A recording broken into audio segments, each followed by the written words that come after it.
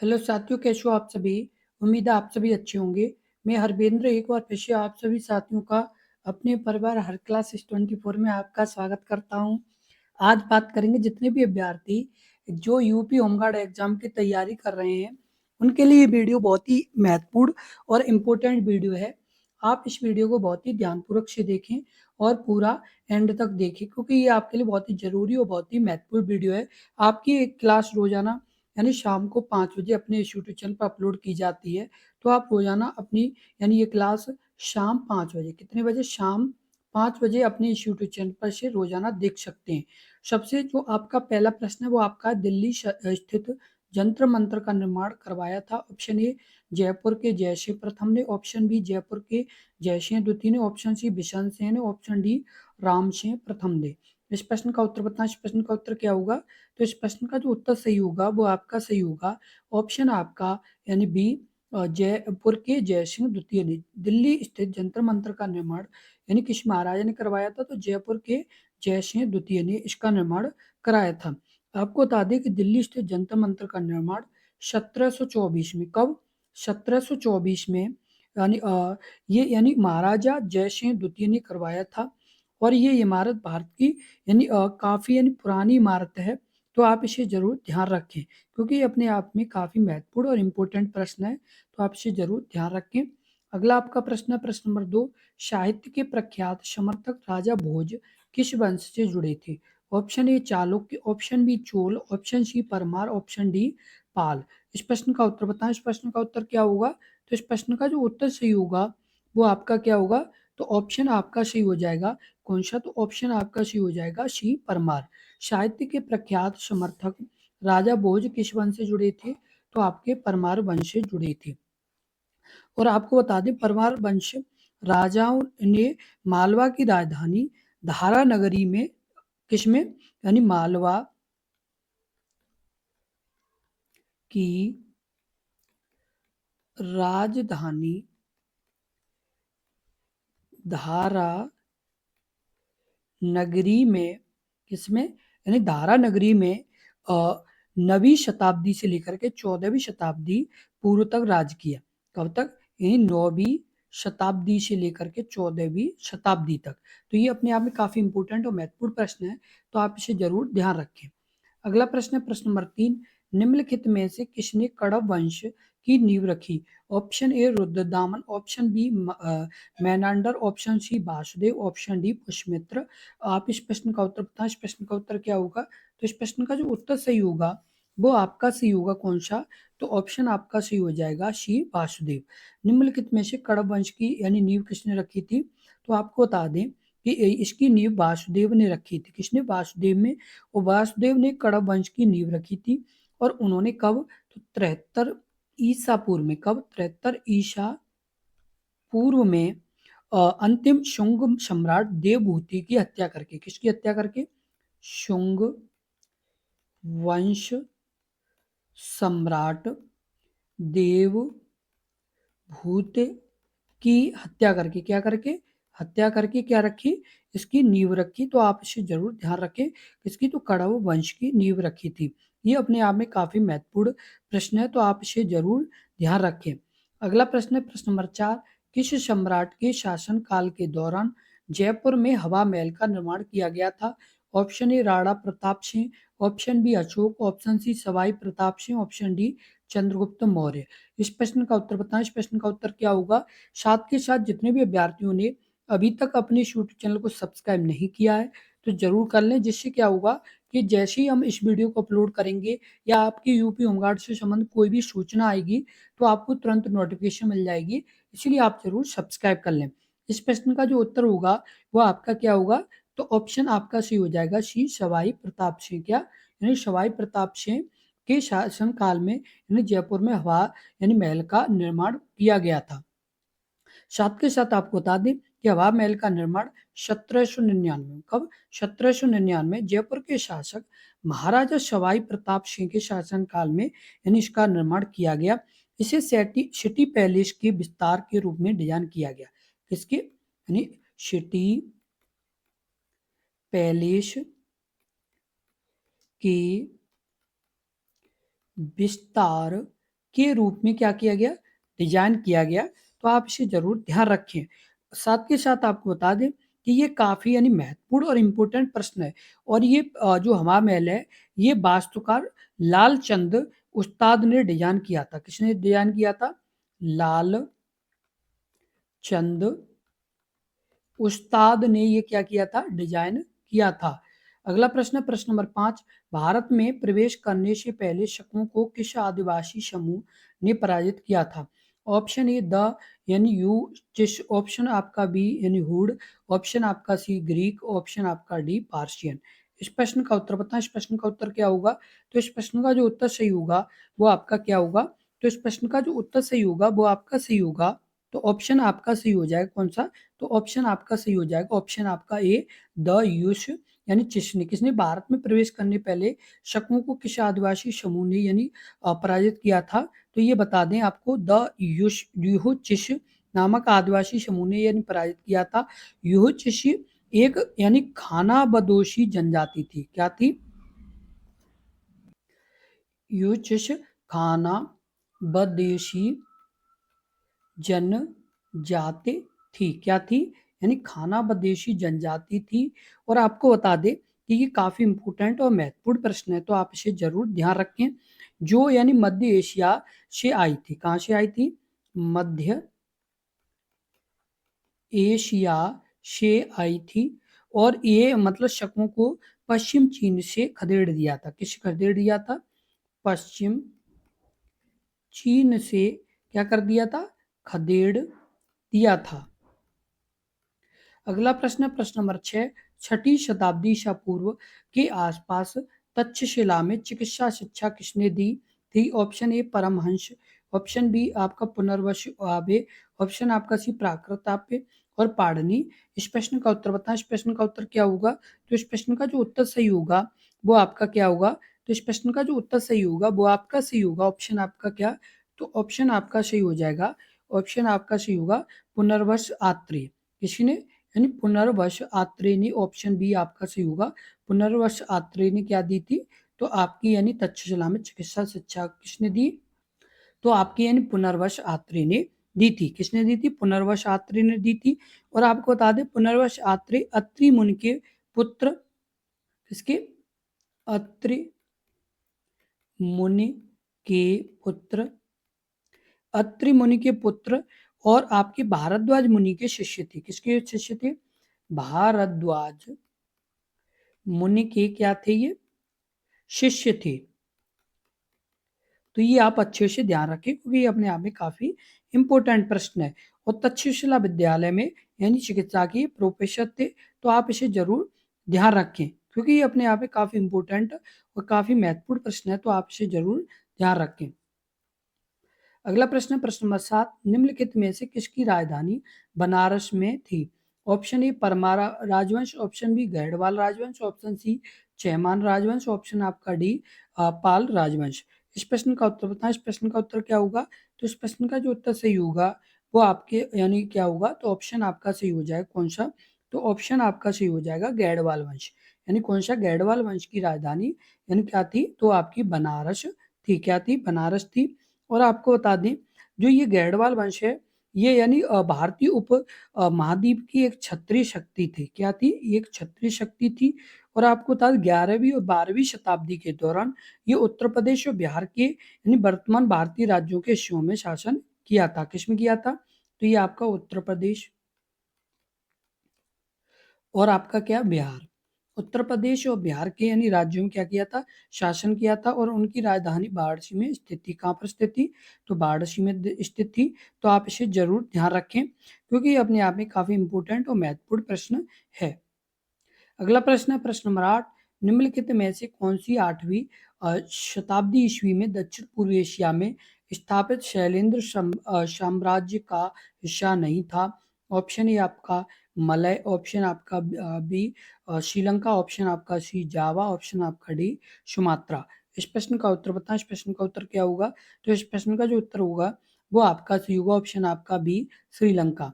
यानी कौन? 8वीं शताब्दी में ईसा पूर्व में दक्षिण पूर्व एशिया में स्थापित यानी शैलेंद्र साम्राज्य का आश्रय यानी कौन कौन से थे?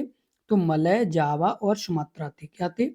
मलय, जावा और क्या थे, सुमात्रा थे। तो ये आप अच्छे से ध्यान रखें। उसके बाद आपको बता दें कि शैलेंद्र राजा महायान बौद्ध धर्म के अनुयायी थे। किसके थे? महायान बौद्ध धर्म के क्या थे? अनुयायी थे। तो आप ये अच्छे से ध्यान रखें।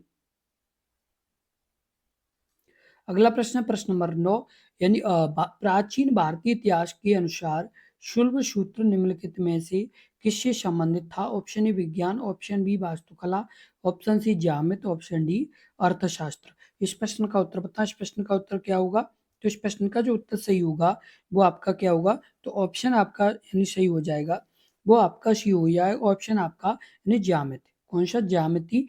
प्राचीन भारतीय इतिहास के अनुसार शुल्ब सूत्र निम्नलिखित में से किससे संबंधित था? तो आपका ज्यामिति से संबंधित था। किससे संबंधित था?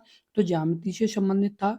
और शुल्ब सूत्र भारतीय ज्यामिति गणित के संबंध में जानकारी देने वाला प्राचीनतम स्रोत है। क्या ये? यानी ज्यामिति के गणित में संबंध में जानकारी देने वाला क्या ये? प्राचीन स्रोत है। तो ये आप अच्छे से ध्यान रखें।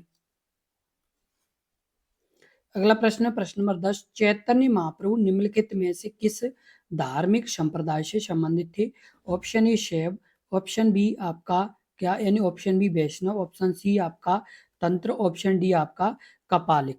इस प्रश्न का उत्तर बताएं। इस प्रश्न का उत्तर क्या होगा? तो इस प्रश्न का जो उत्तर सही होगा वो आपका सही हो क्या? तो ऑप्शन आपका यानी बी वैष्णव। चैतन्य महाप्रभु निम्नलिखित में से किस धार्मिक संप्रदाय से संबंधित थे? तो वैष्णव यानी संप्रदाय से संबंधित थे। किससे थे? वैष्णव यानी संप्रदाय से संबंधित थे। और आपको बता दें चैतन्य महाप्रभु जिन्हें गौरांग महाप्रभु, क्या यानी गौरांग महाप्रभु, गौरांग महाप्रभु के नाम से भी जाना जाता है। के नाम से भी जाना जाता है। किसे जाना जाता है? तो यानी चैतन्य महाप्रभु को जाना जाता है। और आपको बता दें कि ये यानी 16वीं सदी में, कब? 16वीं सदी में, 16वीं सदी में यानी ये एक महान भारतीय संत और समाज सुधारक थे। क्या थे ये? यानी एक भारतीय संत और समाज सुधारक थे। ये क्या थे? यानी भारतीय संत और समाज सुधारक थे। तो आप ये ध्यान रखें। साथ के साथ इनका जन्म कहाँ हुआ था? तो इनका जन्म बंगाल में हुआ था। कहाँ पर हुआ था? बंगाल में हुआ था। तो ये भी आप अच्छे से ध्यान रखें। अगला प्रश्न है प्रश्न number 11, Vikram Samvat calendar Gregorian calendar से वर्ष आगे है। ऑप्शन आपका ए यानी 46.7, ऑप्शन आपका बी 56.7, ऑप्शन आपका सी 66.7 या ऑप्शन आपका डी 76.7। इस प्रश्न का उत्तर बताएं। इस प्रश्न का उत्तर क्या होगा? तो इस प्रश्न का जो उत्तर सही होगा वो आपका सही होगा। कौन सा? तो ऑप्शन आपका सही हो जाएगा। कौन सा? तो आपका बी यानी 56 वर्ष और कितने यानी करीब 56 वर्ष और से लेकर के 57 वर्ष के बीच में कितना? तो एक तरह से आप मान सकते हैं जो आपका यानी विक्रम संवत है वो आपका करीब 57 वर्ष के आसपास, कितना? 57 वर्ष के यानी ईसा पूर्व माना गया है। कब माना गया है? 57 वर्ष पूर्व यानी माना गया है। इसकी शुरुआत राजा विक्रमादित्य ने की थी। किसने की थी? इसकी शुरुआत राजा विक्रमादित्य ने की थी। किसने की थी? राजा विक्रमादित्य ने की थी। और आपको बता दें ग्रेगोरियन कैलेंडर, ईसाई कैलेंडर या जूलियन कैलेंडर ईसाई धर्म के ईसा मसीह के जन्म वर्ष पर आधारित है। किस पर आधारित है ग्रेगोरियन कैलेंडर? ग्रेगोरियन कैलेंडर किस पर आधारित है? ग्रेगोरियन कैलेंडर जो आपका है, जो ग्रेगरी कैलेंडर आपका बोला जाता है जिसे, तो ये आपका यानी ये किस पर आधारित है? तो ये आपका आधारित है यानी ईसाई कैलेंडर या जूलियन कैलेंडर। क्या? ईसाई कैलेंडर या आपका जूलियन कैलेंडर। किस पर? यानी ईसाई कैलेंडर या जूलियन कैलेंडर पर आधारित है। और ईसाई धर्म गुरु ईसा मसीह के जन्म वर्ष पर आधारित है। किस पर आधारित है? गुरु ईसा मसीह के जन्म पर आधारित है। किस पर आधारित है? ईसा मसीह के जन्म पर आधारित है और ये अपने आप में काफ़ी इम्पोर्टेंट और महत्वपूर्ण प्रश्न है, तो आप इसे ज़रूर ध्यान रखें। और 1582 इसमें पूर्व में यानी 1582 में पोप ग्रेगरी 13वें द्वारा शुरू किया गया था। यानी किसके द्वारा? यानी 13वें द्वारा क्या किया गया था? शुरू किया गया था, जो अपने आप में काफी महत्वपूर्ण और इम्पोर्टेंट प्रश्न बनता है, तो आप इसे जरूर ध्यान रखें। अगला प्रश्न, प्रश्न नंबर 12, भारत के किस राज्य को प्राचीन समय में कामरूप के नाम से जाना जाता है?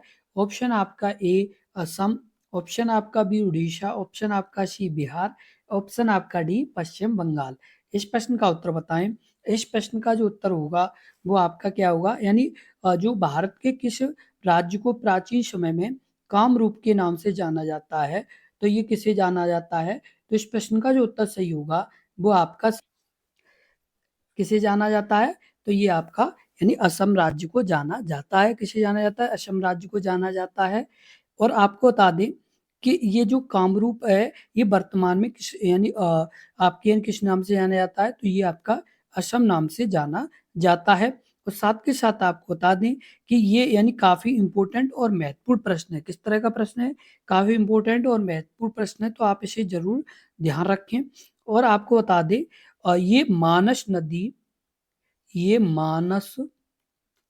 नदी मानस नदी और आपका यानी बोड़ नदी के बीच है। किसके?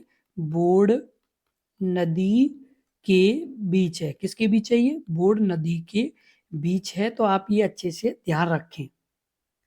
अगला प्रश्न है प्रश्न नंबर 13, निम्नलिखित में से कौन सा भारतीय दर्शन के 6 स्कूलों में से एक है? आपका ऑप्शन ए पदव, ऑप्शन बी श्रुति, ऑप्शन सी आस्तिक, ऑप्शन डी आपका सोग। इस प्रश्न यानी योग। इस प्रश्न का उत्तर क्या होगा? इस प्रश्न का जो उत्तर होगा वो आपका क्या होगा? यानी जो आपके यानी निम्नलिखित में से कौन सा भारतीय दर्शन के 6 स्कूलों में से एक है? तो आपको बता दें ऑप्शन आपका कौन सा होगा? तो आपका डी योग। क्या होगा? योग होगा। और आपको बता दें वैश्विक न्याय, संख्या योग, पूर्व मीमांसा तथा वेदांत योग भारतीय दर्शन के 6 स्कूलों का हिस्सा है। और योग शब्द का उल्लेख सर्वप्रथम यानी ऋग्वेद में किया गया। किसमें किया गया? तो आपका ऋग्वेद में किया गया। किस में किया गया? ऋग्वेद में किया गया है। तो आप इसे जरूर ध्यान रखें, क्योंकि ये अपने आप में काफी इंपॉर्टेंट और महत्वपूर्ण प्रश्न है। और ये आपका योग दिवस प्रत्येक वर्ष 21 जून को मनाया जाता है। कब मनाया जाता है? 21 जून को मनाया जाता है। और ये कब से मनाया जाना शुरू हुआ है? तो आपका मनाया जाना शुरू हुआ है 2015 से। कब से? 2015 से आपका ये मनाया जाना शुरू हुआ है योग दिवस। अगला प्रश्न, प्रश्न नंबर 14, प्राचीन समय में किसी व्यक्ति को वस्तु के साथ तौला जाता था और उसी भार मात्रा के यानी समान वस्तु दान दिया जाता था। इस प्रथा को बुलाया जाता था। ऑप्शन ए आपका पुलिकली, ऑप्शन बी आपका तिथिमध्य, ऑप्शन आपका सी तुलाभार, या ऑप्शन आपका डी जलीकट्टू। इस प्रश्न का उत्तर बताएं। इस प्रश्न का उत्तर क्या होगा? तो इस प्रश्न का जो उत्तर होगा वो आपका सही होगा, ऑप्शन आपका सी तुलाभार। प्राचीन समय में किसी व्यक्ति को वस्तु के साथ तौला जाता था और उसी भार या मात्रा के समान उस वस्तु को दान दिया जाता था। इस प्रथा को क्या बुलाया जाता था? तो आपका तुलाभार बुलाया जाता था। क्या बुलाया जाता था? तुलाभार बुलाया जाता था। तो आप ये अच्छे से ध्यान रखें।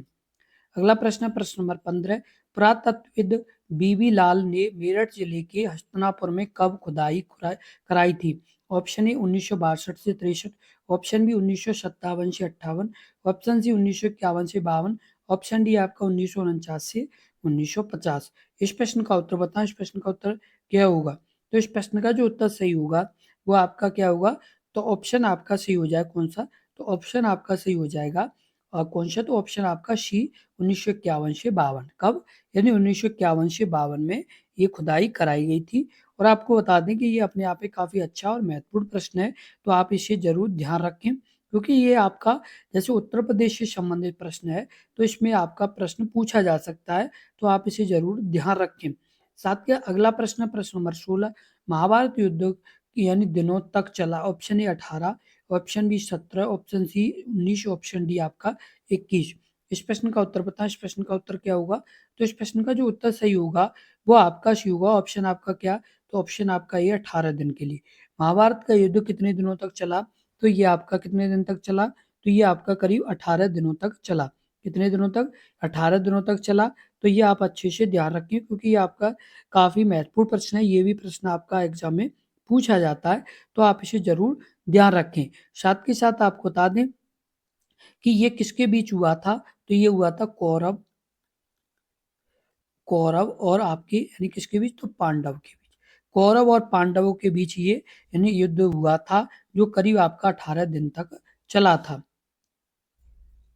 अगला प्रश्न, प्रश्न नंबर 17, भारतीय संविधान का कौन सा अनुच्छेद संसद के राष्ट्रपति के विशेष अभिभाषण से संबंधित है? ऑप्शन आपका ए 85, ऑप्शन आपका बी 79, ऑप्शन सी आपका 81, ऑप्शन डी आपका 87। इस प्रश्न का उत्तर बताएं। इस प्रश्न का उत्तर क्या होगा?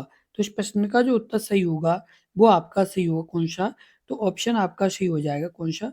तो ऑप्शन आपका सही हो जाएगा ऑप्शन डी 87। भारतीय संविधान का कौन सा अनुच्छेद राष्ट्रपति के विशेष अभिभाषण से संबंधित है? तो अनुच्छेद 87 है। कौन सा है? अनुच्छेद 87 है, जो यानी संसद में राष्ट्रपति के विशेष अभिभाषण से संबंधित है। किससे संबंधित है? यानी संसद में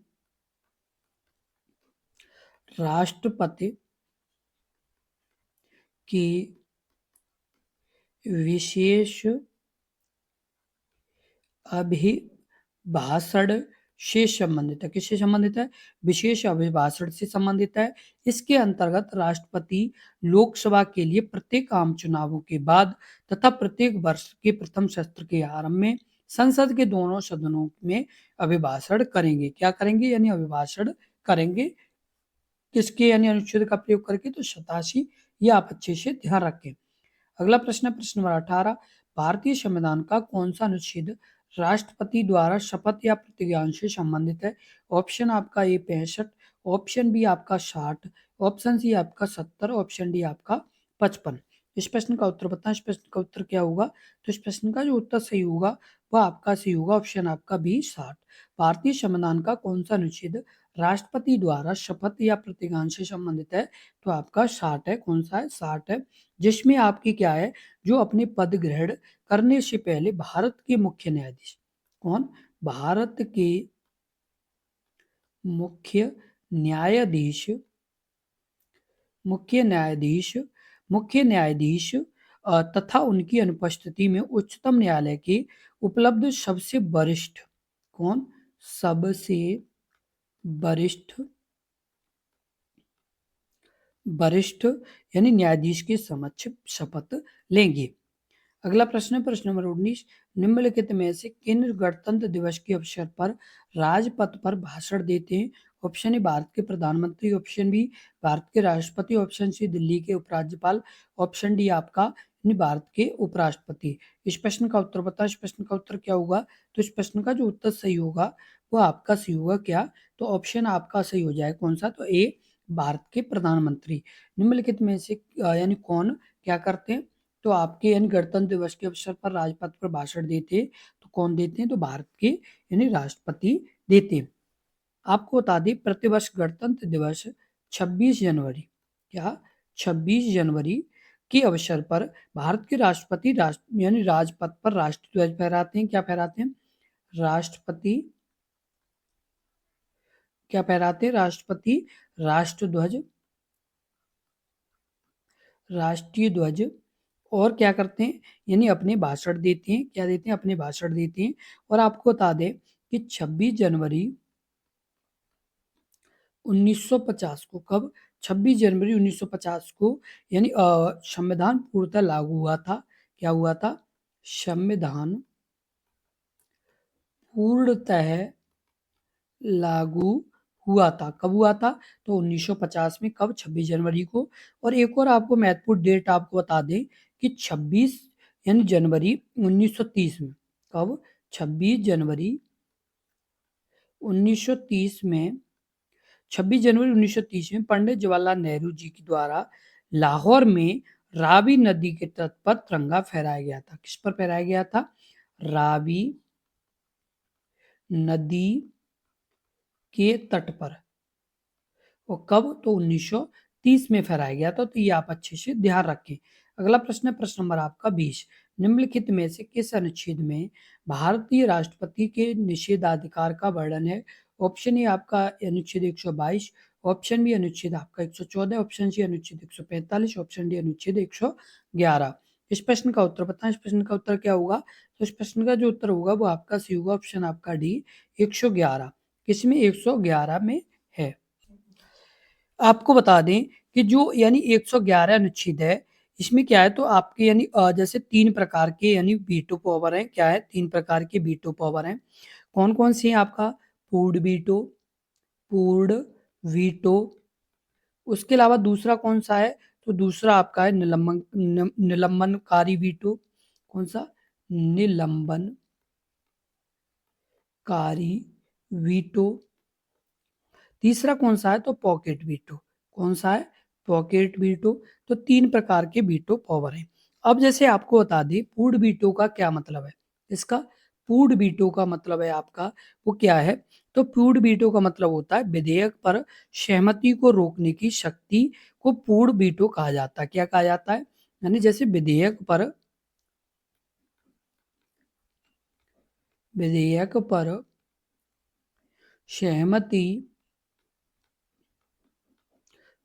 सहमति को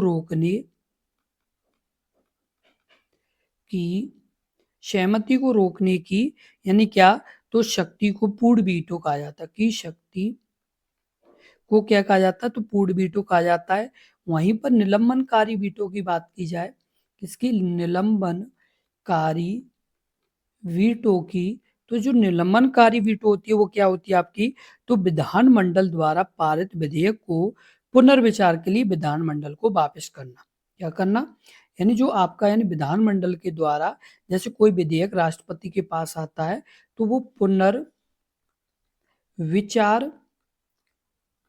के लिए क्या करना? वापस करना। ये किसका प्रयोग है? तो ये आपका निलंबनकारी वीटो का है।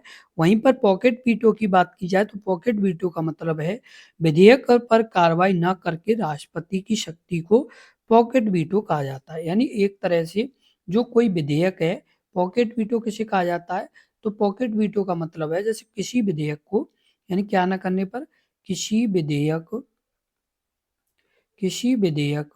को यानी कार्रवाई न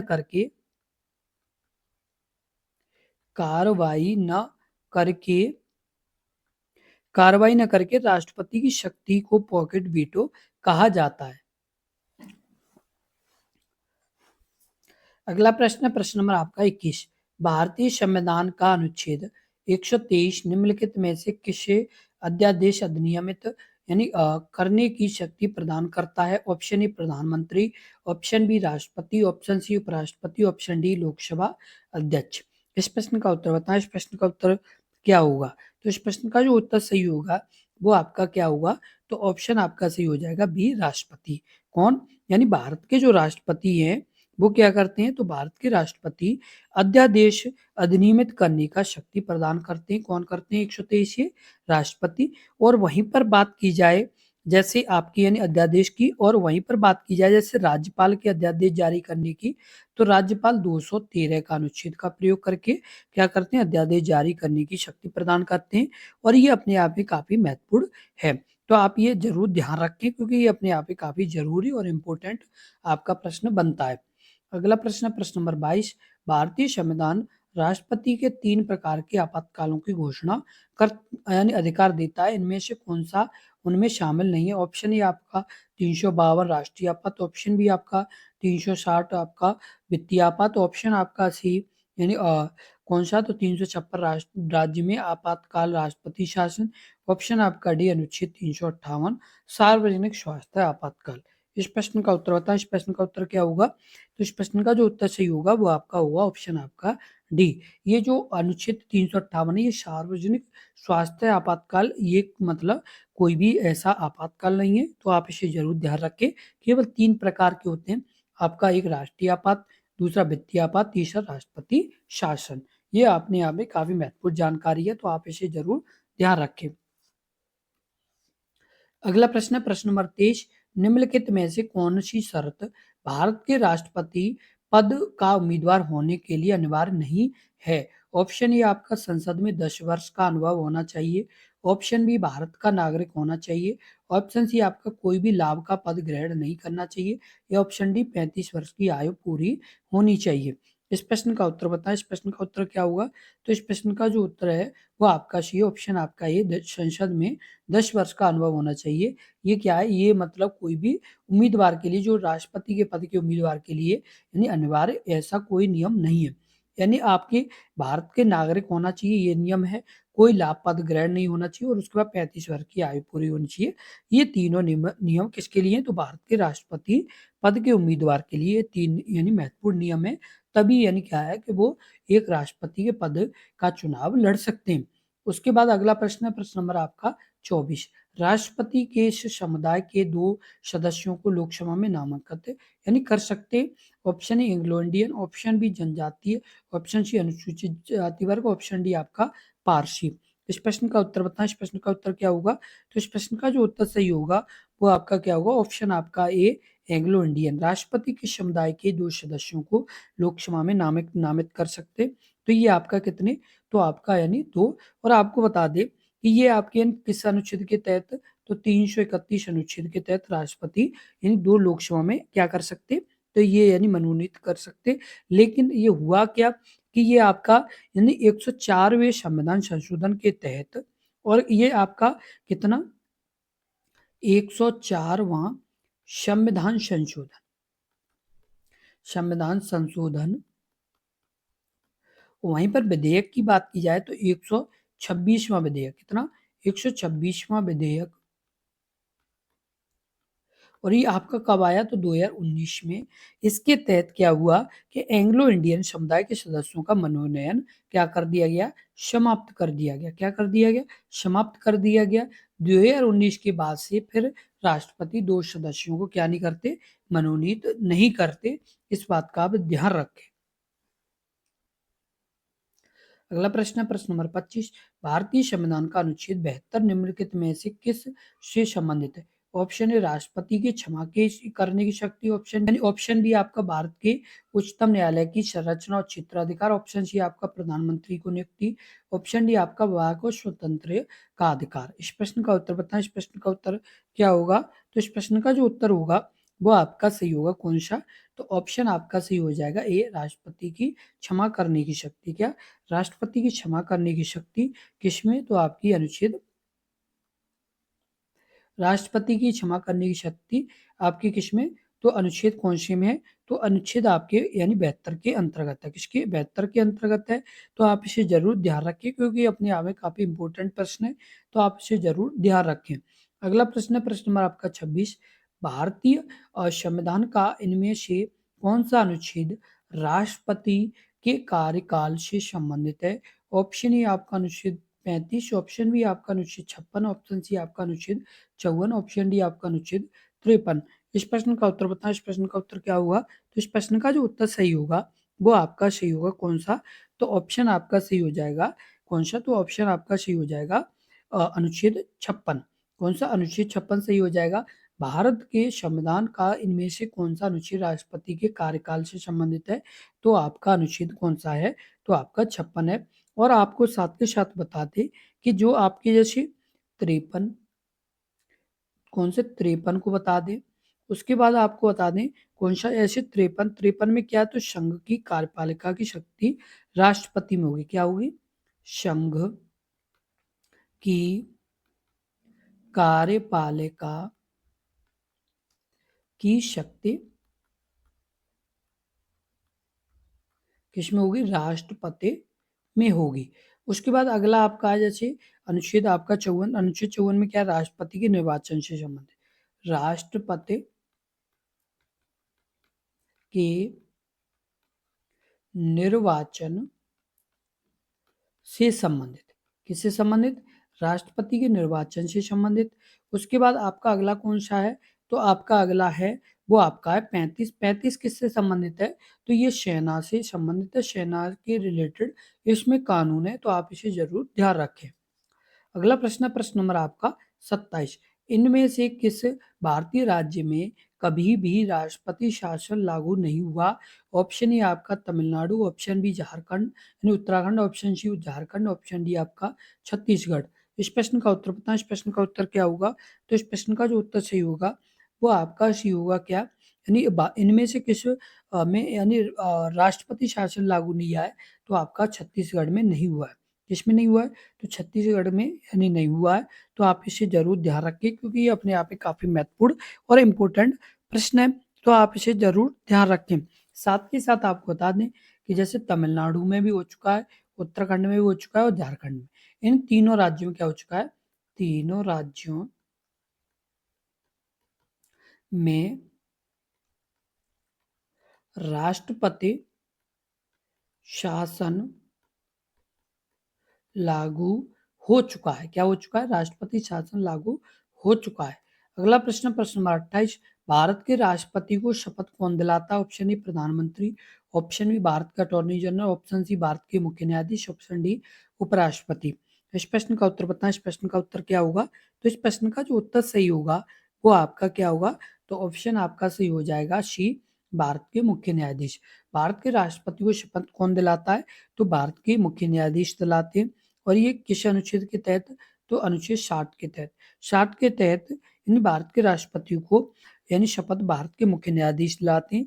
यदि जैसे भारत के मुख्य न्यायाधीश अनुपस्थित हों तो वरिष्ठतम न्यायाधीश शपथ दिलाते हैं। तो ये आप अच्छे से ध्यान रखें। अगला प्रश्न, प्रश्न नंबर 29, भारत के पहले उपराष्ट्रपति कौन थे जिन्हें राष्ट्रपति के चुनाव में द्वितीय वरीयता मतगणना द्वारा राष्ट्रपति चुना गया था? Option A V V Giri, option B Ramaswamy Venkataraman, option C K R Narayan, option D Shankar Dayal Sharma. इस प्रश्न का उत्तर बताएं। इस प्रश्न का उत्तर क्या होगा? तो इस प्रश्न का जो उत्तर सही होगा वो आपका सही होगा क्या? तो ऑप्शन आपका ए बीवी गिरी। बीवी गिरी को यानी द्वितीय जैसे वरीयता प्राप्त यानी मतगणना द्वारा राष्ट्रपति चुना गया था। साथ के साथ आपको बता दें कि ये जो यानी जैसे जब ये चुने गए तो इन्हीं को यानी सन 1975 में सर्वोच्च नागरिक सम्मान भी यानी किससे यानी नवाजा गया? तो भारत सरकार यानी भारत रत्न, किससे? यानी भारत रत्न से। कैसे? तो आपको बता दें बीवी गिरी भारत के ऐसे पहले यानी क्या थे? ये उपराष्ट्रपति भी थे। क्या थे ये? यानी उपराष्ट्रपति थे, उपराष्ट्रपति थे। और आपको बता दें कि इन्हें मतलब क्या मिल चुका है? तो द्वितीय वरीयता मतगणना द्वारा भारत के ये क्या चुने गए थे? राष्ट्रपति चुने गए थे।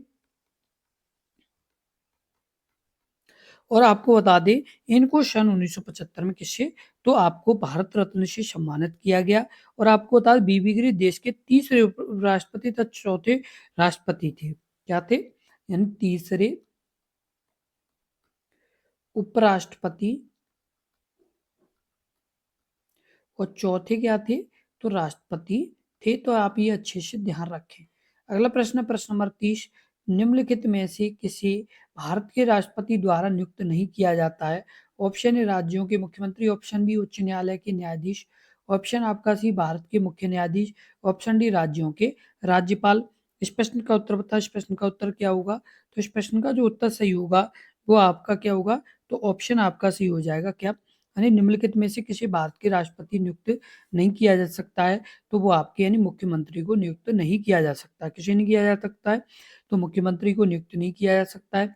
अनुच्छेद 164, कितना? 164 के तहत राज्यों के मुख्यमंत्री की नियुक्ति, राज्यों के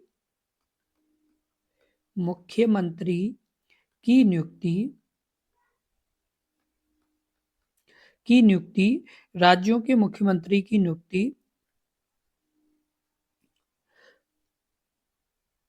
राज्यों के मुख्यमंत्री की नियुक्ति या राज्यपाल के द्वारा की जाती। किसके द्वारा? राज्यपाल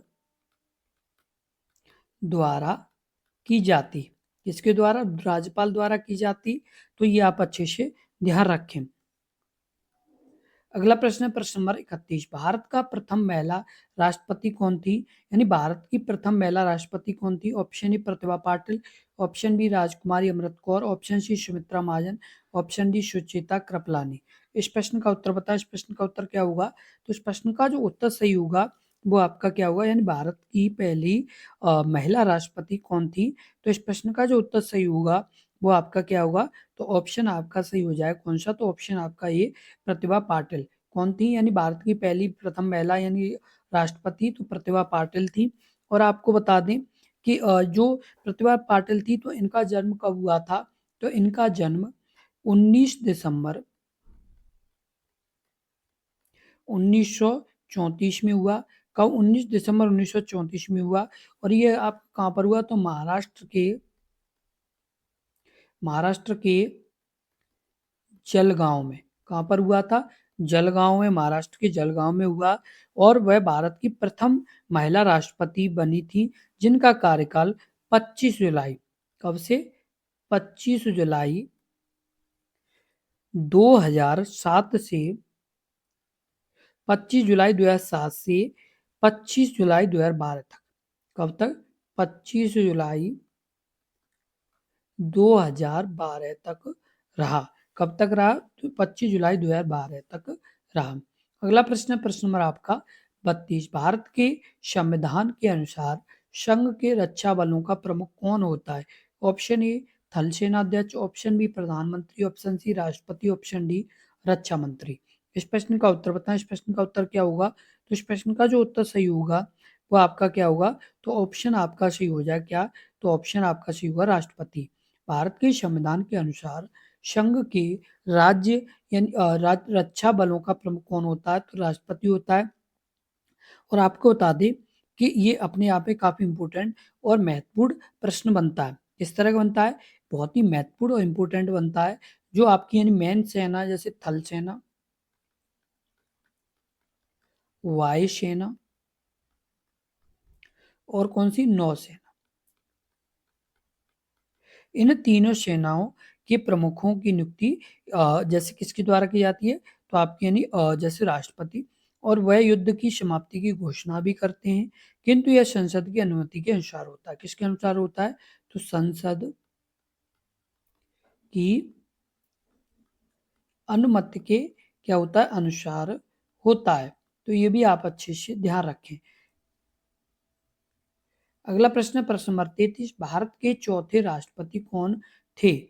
ऑप्शन आपका ए वाराहगिरी वेंकट यानी रमगिरी, ऑप्शन आपका C doctor Zakir Hussain, option C B D Jatti, option D Giani Zail Singh. इस प्रश्न का उत्तर होता है। इस प्रश्न का उत्तर क्या होगा? तो इस प्रश्न का जो उत्तर सही होगा वो आपका सही होगा ऑप्शन आपका ए वाराहगिरी वेंकटगिरी। भारत के चौथे राष्ट्रपति कौन थे? तो वाराहगिरी वेंकटगिरी क्या थे? तो भारत के चौथे राष्ट्रपति थे। आपको अच्छे से ध्यान होगा। यदि आपको जानकारी नहीं है तो आपको बता दें जैसे भारत के जो यानी मैन जैसे जो क्या कहते हैं आपके इसमें जैसे ऑप्शन में आपके बताए गए उनके कार्यकाल के बारे में। तो आपको बता दें कि जैसे इनका जो कार्यकाल है राष्ट्रपति का उनमें आपका किस किस का? जैसे डॉक्टर आपका जाकिर हुसैन।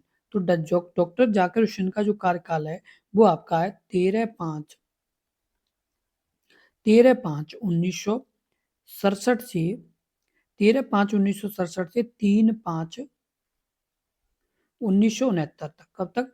3/5/1969 तक। अगला है जैसे बीबी गिरी। आपका यानी कौन से? यानी आपके कौन से? तो आपके जैसे ज्ञानी जेल सिंह। कौन? यानी ज्ञानी जेल सिंह।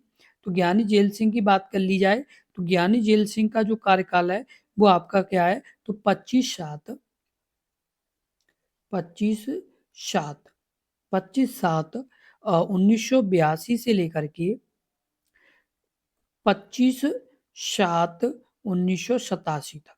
कब तक? 25/7/1987 तक रहा।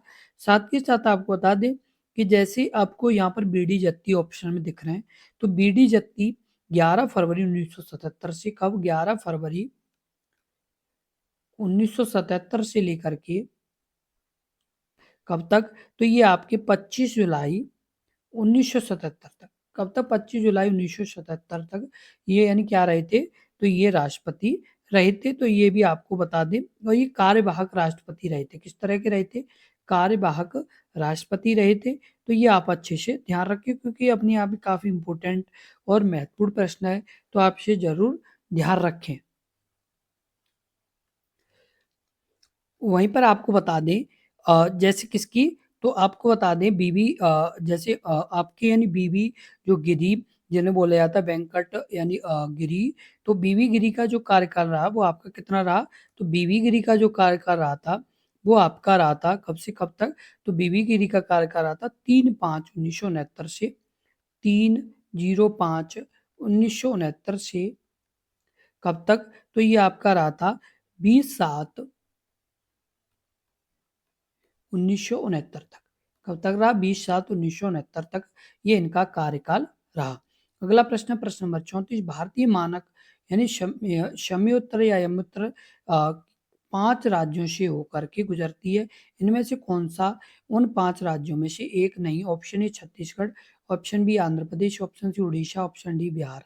इस प्रश्न का उत्तर बताएं। इस प्रश्न का उत्तर क्या होगा? तो इस प्रश्न का जो उत्तर सही होगा वो आपका क्या होगा? तो इस प्रश्न का जो उत्तर सही होगा वो आपका सही होगा, तो ऑप्शन आपका सही हो जाए कौन सा? तो डी बिहार।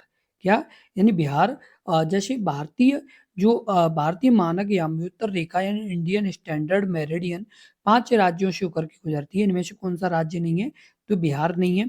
आपको बता दें, कुछ जो यानी 5 राज्य हैं, जैसे आपकी यानी कौन सी रेखा है? तो 82 डिग्री 82.5 डिग्री आपकी ये रेखा है। और ये रेखा किस किस राज्य से गुजरती है? तो उत्तर प्रदेश, उत्तर प्रदेश के अलावा आंध्र प्रदेश, आंध्र प्रदेश के अलावा आपकी किससे? मध्य प्रदेश, मध्य प्रदेश के अलावा छत्तीसगढ़, छत्तीसगढ़ के अलावा किसके? तो उड़ीसा। इस प्रश्न का जो यानी क्या उत्तर है? तो आपका यानी बिहार है। और आपकी इन राज्यों से पांचों से क्या है?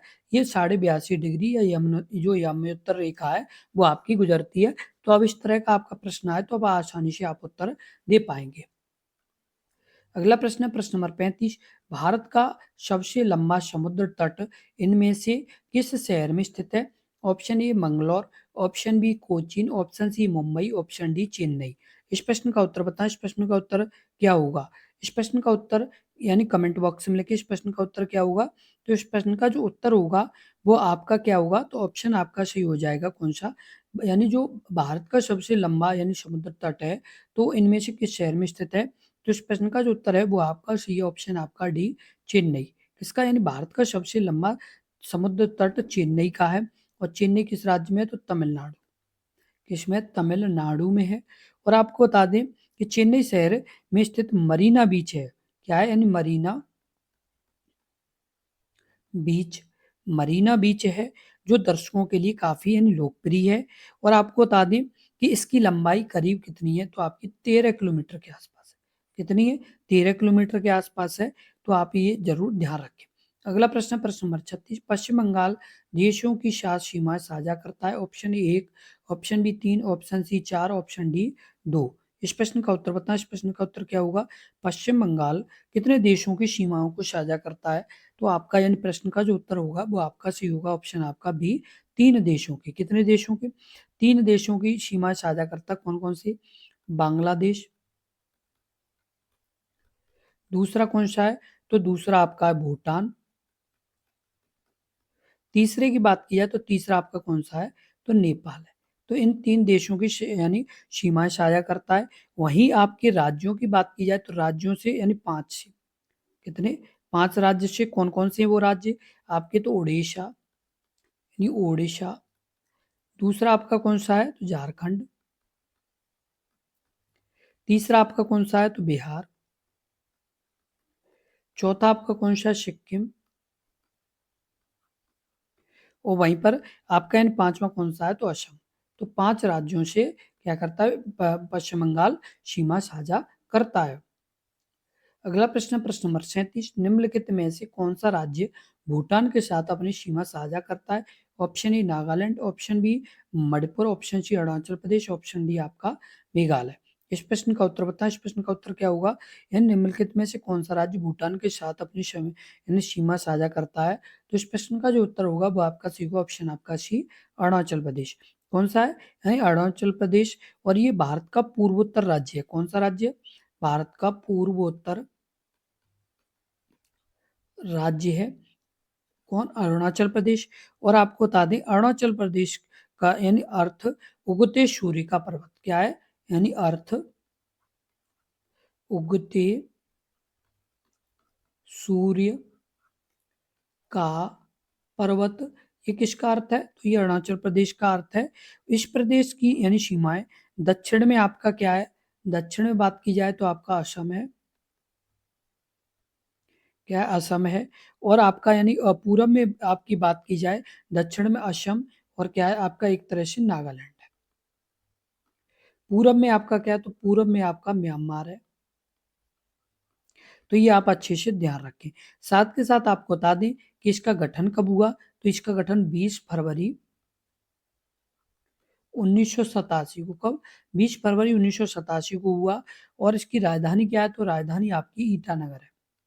क्या है? ईटानगर है। तो ये आप अच्छे से ध्यान रखें। अगला प्रश्न, प्रश्न नंबर आपका 38। प्रायद्वीपीय भारत का सुदूर दक्षिणी सिराय। Option A Indira point, option B Palk strait, option C Kanyakumari, option D Cape Comorin. इस प्रश्न का उत्तर बताएं। इस प्रश्न का उत्तर क्या होगा? तो इस प्रश्न का जो उत्तर सही होगा, यानी प्रायद्वीपीय भारत का सुदूर दक्षिणी सिरा कौन सा है? तो आपका सही हो जाएगा ऑप्शन आपका सी, कन्याकुमारी। क्या है? कन्याकुमारी है। और आपको बता दें कि ये काफी यानी महत्वपूर्ण और इम्पोर्टेंट प्रश्न है। प्रायद्वीपीय भारत अथवा यानी मुख्य भूमिका, इसका मुख्य भूमिका, यानी मुख्य भूमिका, यानी सबसे दक्षिणतम बिंदु की बात की जाए तो आपका क्या है? कन्याकुमारी है। क्या है? कन्याकुमारी है। और आपको बता दें जब कि भारतीय भू क्षेत्र के सबसे दक्षिणतम बिंदु की बात की जाए, इसकी भारतीय भू क्षेत्र के दक्षिणतम दक्षिणतम बिंदु की बात की जाए तो आपका क्या है? तो इंदिरा पॉइंट है। क्या है? इंदिरा पॉइंट है। तो ये आप अच्छे से ध्यान रखें। अगला प्रश्न है, प्रश्न नंबर आपका 39। IST यानी भारतीय स्टैंडर्ड, PKT यानी पाकिस्तान स्टैंडर्ड समय से कितने मिनट आगे है? ऑप्शन आपका ए 35 मिनट, ऑप्शन आपका बी 25 मिनट, ऑप्शन आपका सी 40 मिनट, ऑप्शन आपका डी 30 मिनट। इस प्रश्न का उत्तर बताएं। इस प्रश्न का उत्तर क्या होगा? तो इस प्रश्न का जो उत्तर सही होगा वो आपका सही होगा, ऑप्शन आपका डी 30 मिनट। कितना? तो 30 मिनट है। तो आपको बता दें कि भारत के मानक समय का निर्धारण इलाहाबाद, क्या कहाँ से? यानी इलाहाबाद, जिसे प्रयागराज के नाम से भी जानते हैं, इलाहाबाद के निकट मिर्जापुर से, कहाँ से? मिर्जापुर से 82, 82.5 डिग्री पूर्वी देशांतर, क्या? पूर्वी देशांतर, पूर्वी देशांतर से होता है, जो ग्रीनविच के यानी समय से 5.5 घंटे आगे। किससे? ग्रीनविच के समय से 5 घंटे, 5.5 घंटे आगे है। कितना आगे है? 5.5 घंटे आगे। वहीं पाकिस्तान ग्रीनविच से 5 घंटे आगे। पाकिस्तान कितना है? तो पाकिस्तान ग्रीनविच से 5 घंटे आगे है। कितना आगे है? 5 घंटे आगे है। तो ये आप अच्छे से ध्यान रखें। अगला प्रश्न, प्रश्न नंबर 40। कौन सी खाड़ी भारत तथा श्रीलंका को विभाजित करता है? ऑप्शन ए नेमरू खाड़ी, option B Duncan pass, option C चेस की खाड़ी, ऑप्शन डी पाक की खाड़ी। इस प्रश्न का उत्तर पता है? इस प्रश्न का उत्तर क्या होगा? तो इस प्रश्न का जो उत्तर सही होगा वो आपका ऑप्शन आपका डी, पाक की खाड़ी। कौन सी खाड़ी भारत तथा श्रीलंका को विभाजित करती है? तो आपकी पाक की खाड़ी करती है। कौन सी करती है? पाक की खाड़ी करती है। और आपको बता दें पाक की खाड़ी तमिलनाडु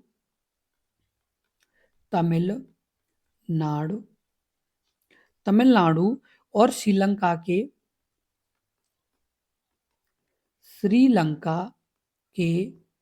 उत्तरी श्रीलंका के उत्तरी भाग के मध्य स्थित है। उत्तरी भाग के मध्य स्थित है। क्या है? मध्य स्थित है।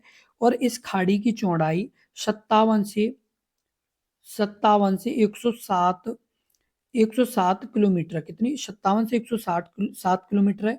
इसका नाम रॉबर्ट पार्क, किसके नाम पर? इसका नाम रॉबर्ट पार्क, रॉबर्ट पार्क, जो मद्रास प्रेसिडेंसी, क्या? मद्रास प्रेसिडेंसी के गवर्नर थे। क्या थे? गवर्नर थे। उनके नाम पर रखा गया, उनके नाम पर रखा गया था।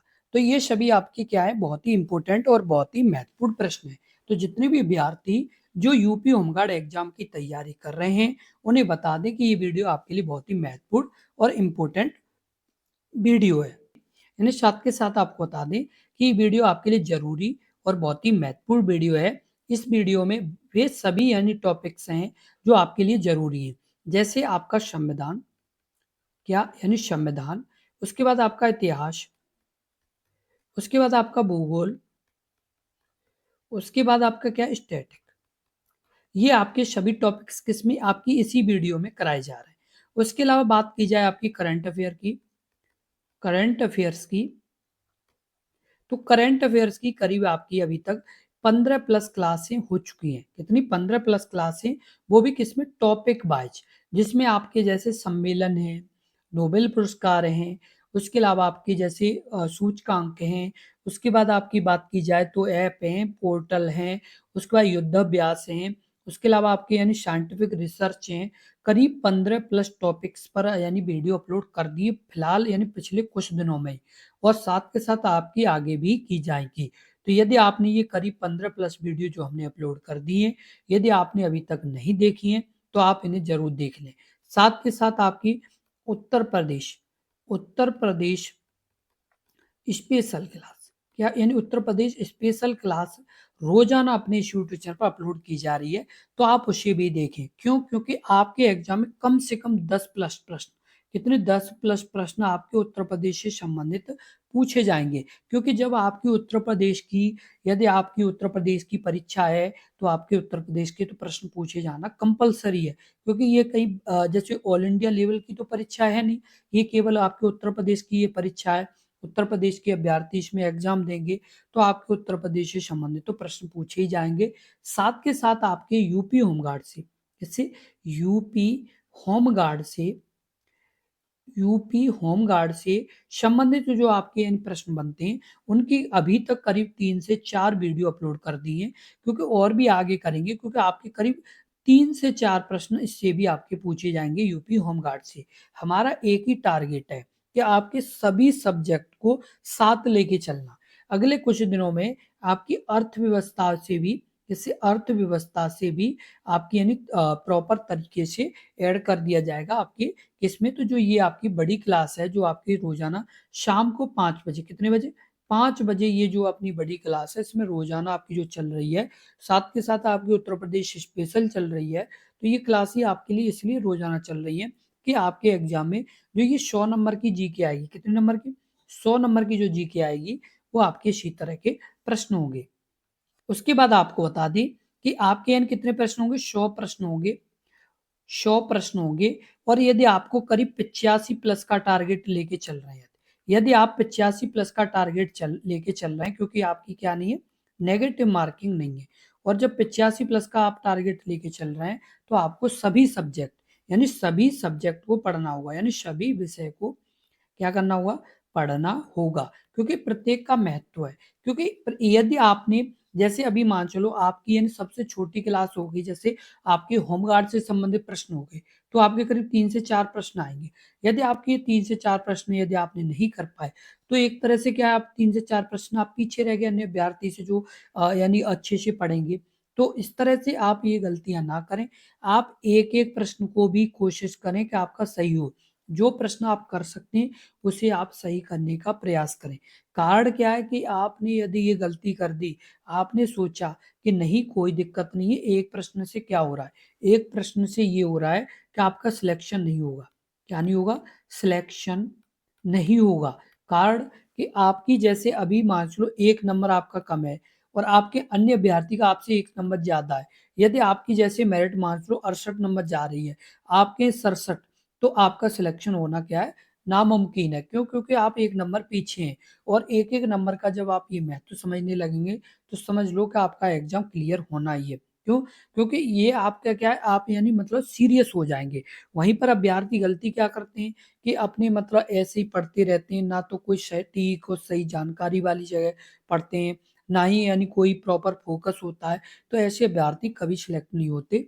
वही अभ्यर्थी सिलेक्ट होते हैं, जो एक जोश और रुचि के साथ पढ़ते हैं। अपने इस यूट्यूब चैनल पर लगातार अभ्यर्थी जुड़ रहे हैं, जो भी अभ्यर्थी अपने यूपी होमगार्ड एग्ज़ाम की तैयारी करना चाहते हैं। यदि आप अभी तक अपने इस यूट्यूब चैनल से जुड़े नहीं हैं, तो आप जुड़ें और अपने एग्ज़ाम की तैयारी करें, क्योंकि ये आपको बार-बार मौका नहीं मिलेगा। एक बात का आप ध्यान रखिए, यदि आपको ये मौका मिला है, तो इस मौके का पूरा फ़ायदा उठाएँ, अन्यथा आपके यानी इसी तरह से चलता रहा, तो आप अपने एग्ज़ाम में सिलेक्ट नहीं हो पाएँगे। वही अभ्यर्थी सिलेक्ट होंगे जो अच्छे से तैयारी कर रहे हैं, जो मन लगा के तैयारी कर रहे हैं, वही सिलेक्ट हो पाएँगे। साथ के साथ आपको बता दें कि आप रोज़ाना मिनिमम कितने भी नहीं तो 7 से 8 घंटे अपनी पढ़ाई जारी रखें। क्यों? क्योंकि आपके पास जो अब समय है, वो केवल 120 दिन से भी कम समय है। 120 दिन से भी आपके अब कम समय हो गया। क्यों? क्योंकि आपका जो एग्ज़ाम है, वो 25 कब अब जैसे आपको बता दें कि आपके यानी कब से यानी 25, 26 और 27 अप्रैल को आपका एग्ज़ाम होना है। 120 दिन से भी आपका कम समय बचा हुआ है, तो अभी भी आपके पास समय है। जो भी अभ्यर्थी यूपी होमगार्ड एग्ज़ाम की तैयारी अभी अच्छे से नहीं कर रहे हैं, तो उन्हें बता दें कि आपके लिए बहुत ही अच्छी अपॉर्च्युनिटी है। ये बहुत ही अच्छी वैकेंसी है, क्योंकि आपकी जो जॉब रहेगी वो आपके ज़िला में और आपके घर के आस-पास रहेगी। तो आप अभी गलती ना करें, क्योंकि ये आपको बार-बार मौका नहीं मिलेगा। यदि आप किसी अदर जॉब में भी लगेंगे ना, तो कम से कम आप अपने घर से 50 किलोमीटर दूर अपनी जॉब करेंगे, कम से कम। मिनिमम करेंगे तो 50, और यहाँ पर आप हो सकता है कि सबसे कम आपकी यानी 5 किलोमीटर के अंडर भी आपकी जॉब हो जाए। यदि आपकी जैसे आपके शहर में जॉब है और आपके शहर में ही मकान है, तो आप ऑटोमैटिक यानी 2-4 किलोमीटर के अंडर में ही आपकी जॉब हो सकती है। लेकिन वहीं आप दूसरी किसी जॉब में लगते हैं, तो मिनिमम आप 50 किलोमीटर तक दूर यानी आपकी जॉब हो सकती है। इसलिए आपके लिए बहुत ही अच्छी अपॉर्च्युनिटी है। साथ के साथ इसमें सैलरी भी काफ़ी अच्छी है और आपकी ये यानी आपके गृह जनपद की यानी जॉब है, आपका जो ज़िला है उसी ज़िले में आपकी पूरी जीवन भर आपको जॉब करनी है। साथ के साथ इसमें कैशलेस इलाज है, उसके बाद और भी सुविधाएँ लगातार बढ़ रही हैं। तो आप अभी भी अपने पास टाइम है आपका, आप जुड़ें और अपने एग्ज़ाम की तैयारी करें, क्योंकि ये आपको बार-बार मौका नहीं मिलेगा। यदि आपको ये मौका मिला है, तो इस मौके का पूरा फ़ायदा उठाएँ। साथ के साथ इस वीडियो को ज़्यादा से ज़्यादा शेयर करें, जिससे और भी अभ्यर्थियों तक ये महत्वपूर्ण जानकारी पहुँच सके, क्योंकि बहुत से अभ्यर्थी इस एग्ज़ाम की तैयारी कर रहे हैं, तो उन तक भी पहुँच सके और साथ के साथ आप भी अपनी अच्छे से एग्ज़ाम की तैयारी करें। और आपके लिए हमने टेलीग्राम चैनल और व्हाट्सएप चैनल भी खोल रखा है, जिसके लिंक आपकी इस वीडियो के डिस्क्रिप्शन में दिए गए हैं, तो आप उन्हें भी यानी जॉइन कर लें, जिससे हम आपको पीडीएफ पीडीएफ और नोट्स भी भेज पाएँ। क्या भेज पाएँ? पीडीएफ और नोट्स भी भेज पाएँ। तो आप अपने इस यूट्यूब चैनल को सब्सक्राइब कर लें और टेलीग्राम चैनल को जॉइन कर लें और व्हाट्सएप चैनल को, जिससे हम आपको पीडीएफ और नोट्स भी भेज पाएँ। साथ के साथ यदि आपको कोई भी जैसे डाउट है या कोई भी जैसे आपको यानी अच्छे से प्रश्न क्लियर नहीं हुआ है, तो आप इस वीडियो के कमेंट बॉक्स में कमेंट करें। हम आपको पूरी जानकारी देंगे। धन्यवाद।